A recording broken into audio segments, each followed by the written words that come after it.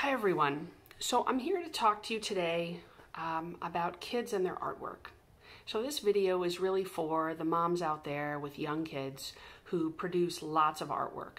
Paintings, sketches, pencil drawings, pen drawings, dioramas, construction paper art projects, just all of it, all the time.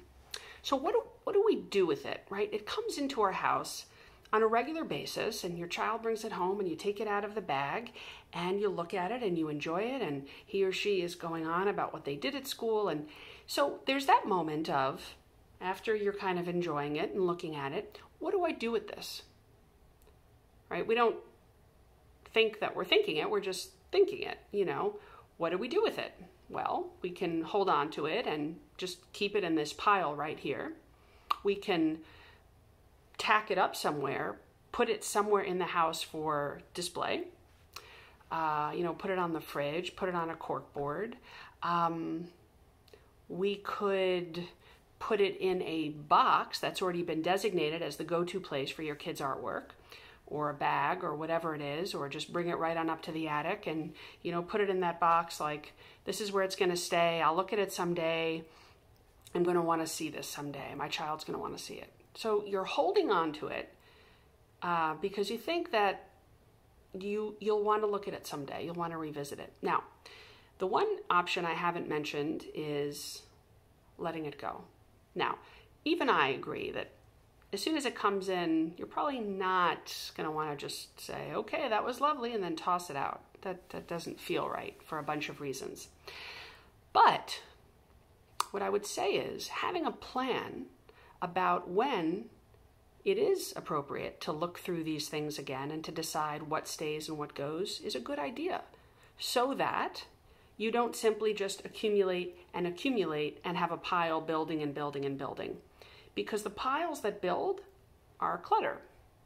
And you're here watching this because you don't want to have clutter in your house anymore. But you might not know that you can do something about it, or that you can let go of a lot of these pieces of artwork. You're allowed to do that.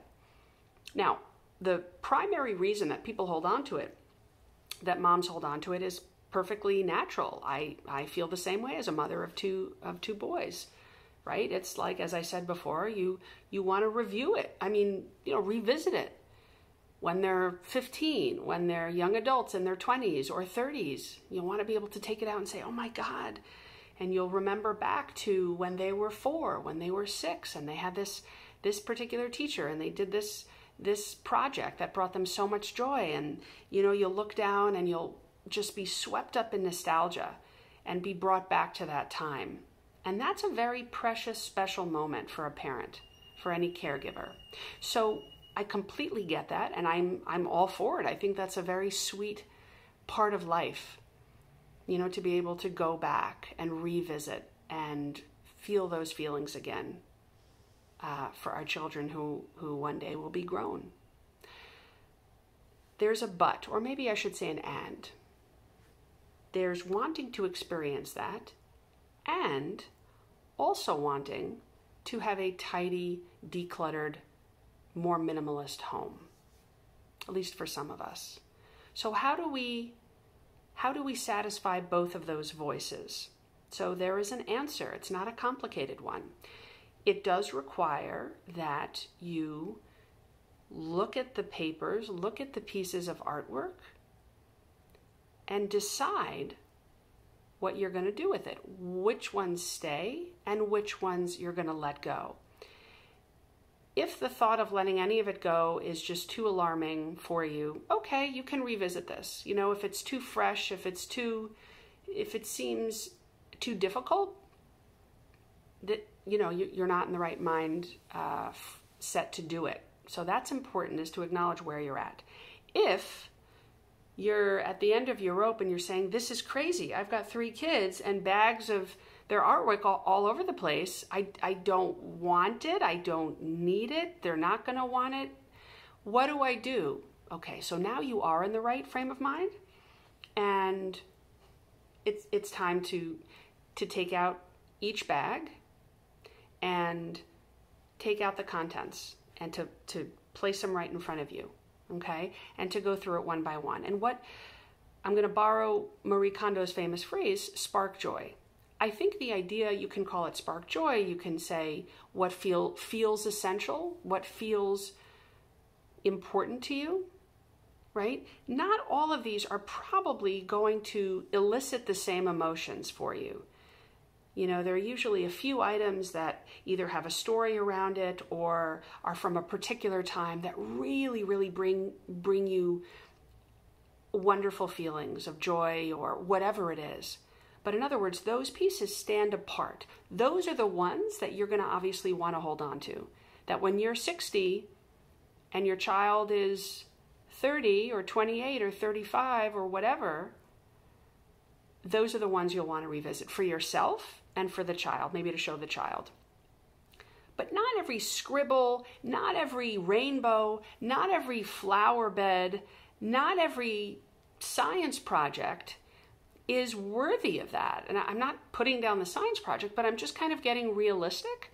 We are animate objects. We respond in different ways to different stimuli.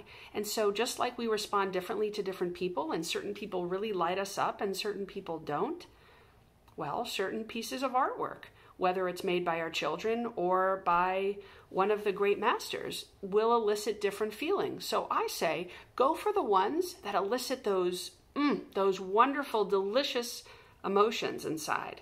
Those are the ones you keep. There's no magic number. Does it have to be 10 or less? Of course not. 50 or less? I'm not putting numbers. What I am saying is that I want to give you permission to let a lot of it go. It's okay, right? Its purpose was served. Your child created it. Your child got joy out of it from that moment. I mean, maybe not. Maybe it was a boring project, and so all the more so. Who needs to hold on to it?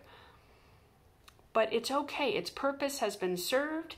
Your child enjoyed it. You have enjoyed it. It's time to let it go. Now, you have to remind yourself. If it's so hard for you, you want to remind yourself. It's okay. Remind yourself 20 times during the process.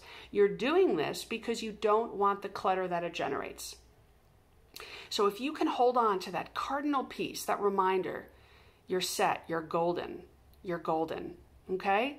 Do it step by step, but I want you to remember, you have permission to let it go. You can do this. Listen to that other voice inside of you, that competing voice that's saying, I want space. I want space. Take care.